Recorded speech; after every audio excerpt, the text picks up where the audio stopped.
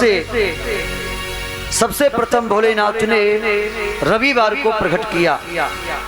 द्वितीय सोमवार, ये 7 जो 6 क्रम हैं, ध्यान दीजिए। प्रथम तो रविवार है जो कि स्वयं भोलेनाथ ने प्रकट किया। भोलेनाथ ने ब्रह्मा विष्णु को शिष्य रूप में धारण करके आज सबसे प्रथम रविवार को प्रकट किया। प्रणव मंत्र के द्वारा शेष जो 6 दिवस हैं उनको भी भोलेनाथ ने ही प्रकट किया।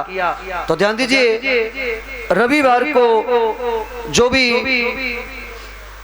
भोलेनाथ की पूजा करता है उसके जीवन में सुख समृद्धि आती है।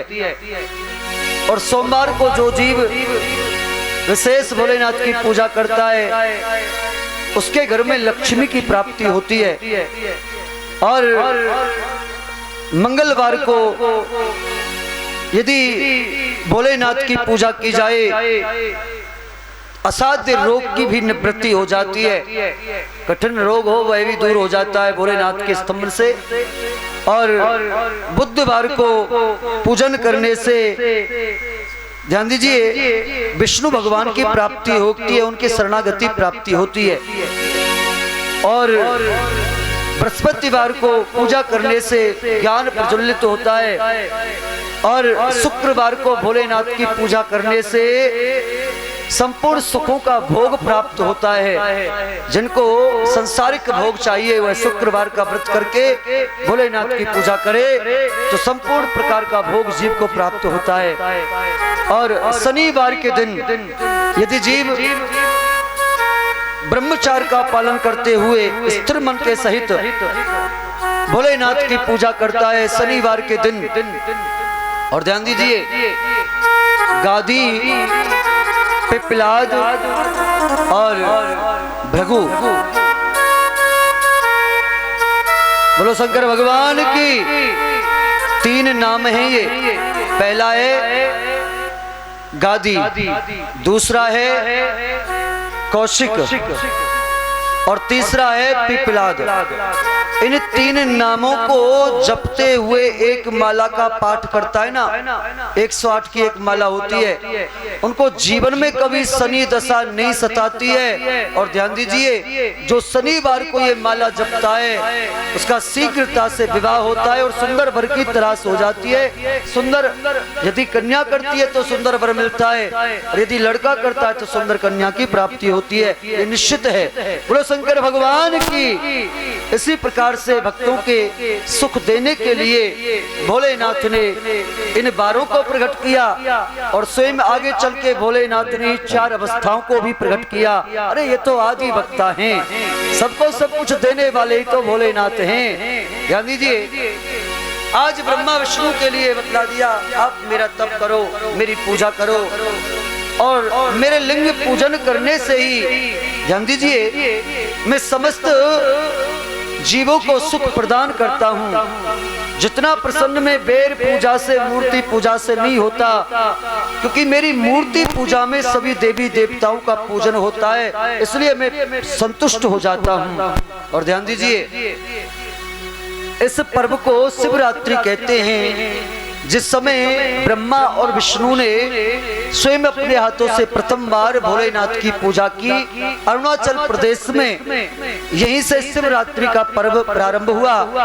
और ध्यान दीजिए, जो जीव शिवरात्रि पर व्रत रख करके भोलेनाथ की 4 पहर की पूजा करता है उसको पूरे वर्ष भर के सोमवार के पूजन का फल, दर्शन का फल जीव को प्राप्त हो जाता है। बोलो शंकर भगवान की।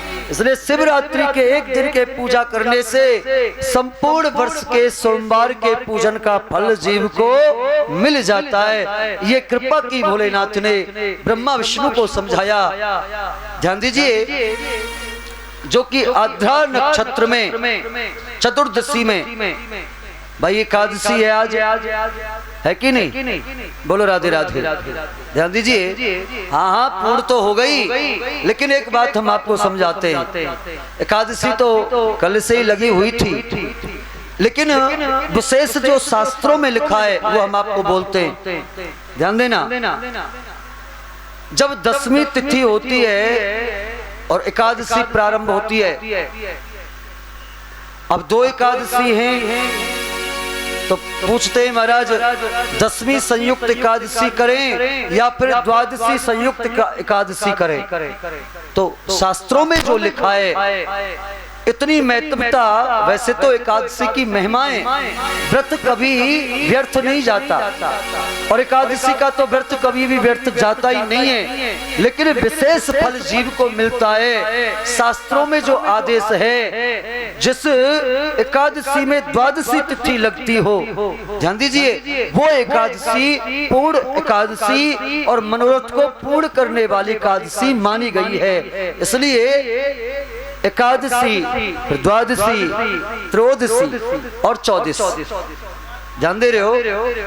तो आद्रा नक्षत्र जिस समय आता है उस समय यदि मानसिक शिवरात्रि भी आप पूजा कर लोगे 4 पहर की, तो मैं आपको सही बोलता हूँ, ये शिव महापुराण में वर्णन है कि जीव को वर्ष भर के जो सोमवार के व्रत आप करोगे, पूजा करोगे, उसका फल केवल एक शिवरात्रि के करने से जीव को प्राप्त हो जाता है। ये शिव महापुराण की महिमा है। बोलो शंकर भगवान की।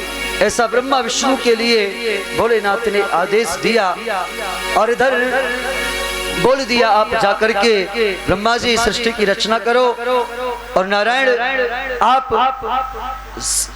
जो रचना करते ब्रह्मा जी उसके पालन सहायता करो, स्थिर रखो।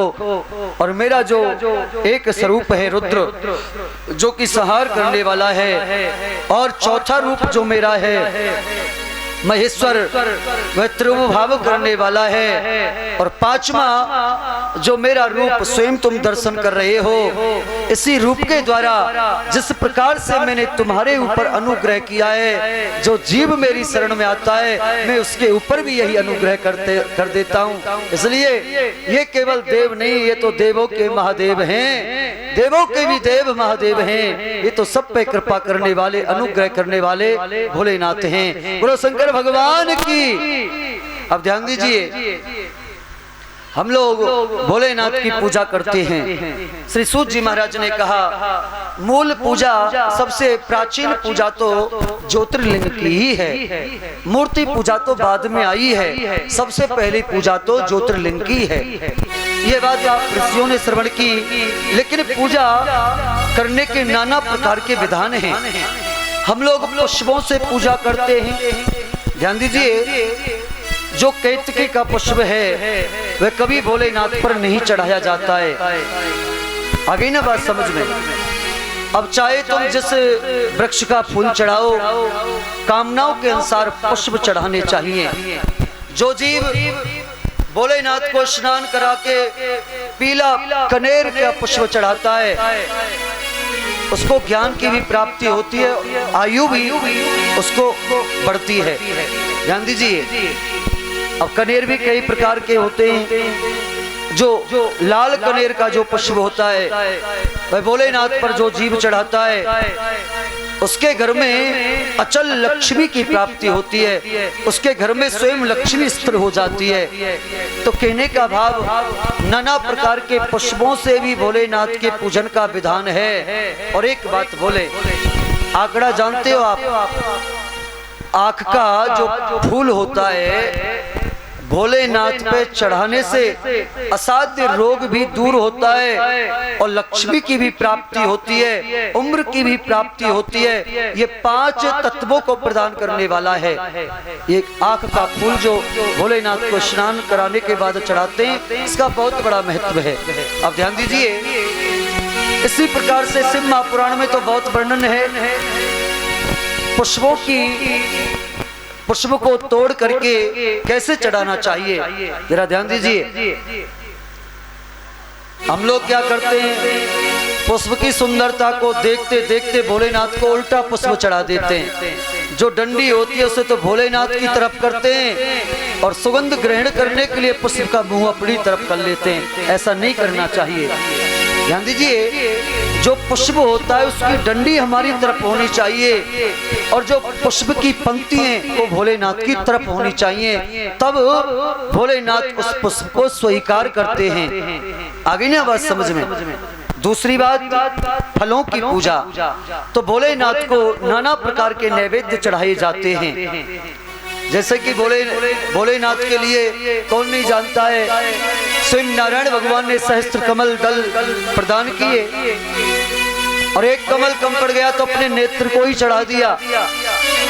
इसलिए भोलेनाथ प्रकट होकर के दर्शन दिए और नारायण भगवान को सुदर्शन चक्र प्रदान किया। बोलो शंकर भगवान की। ध्यान दीजिए,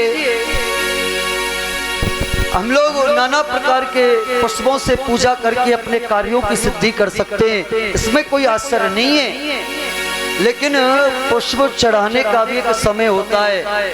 त्रयोदशी के दिन विशेष व्रत करके पुष्प भोलेनाथ पर चढ़ाया जाए, वो हमारे सभी मनोरथों को पूर्ण करने वाला कहलाया गया है। इसलिए विशेष पुष्प यूं तो आप हर दिन चढ़ावें, ऐसा ही नहीं कि केवल त्रयोदशी को ही चढ़ावें, लेकिन त्रयोदशी को व्रत करके पुष्प चढ़ाने से हमारे अविष्ट कार्य की सिद्धि हो जाती है। इसलिए महिमा बतलाई जाती है शिव महापुराण में।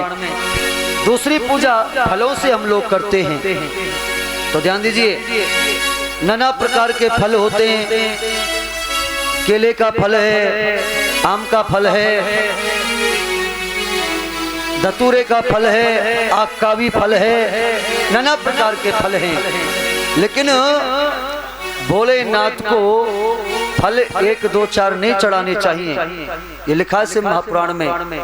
अब नहीं मिलता है तो वो तो एक फल से ही संतुष्ट हो जाते हैं। लेकिन प्रमाण की जहां तक बात है, 1.25 सेर से लेकर के यानी 1.25 किलो से लेकर के ऊपर भोलेनाथ को जितना आप फल चढ़ाओगे उसका हमें सुख प्राप्त होगा और उससे हमारे मनोरथ भी पूरे होते हैं। अब नाना प्रकार के फल हैं, उन फलों को चढ़ा करके नाना प्रकार के मनोरथों की पूर्णता की जा सकती है। इसमें से महापुराण में बहुत विस्तार से है।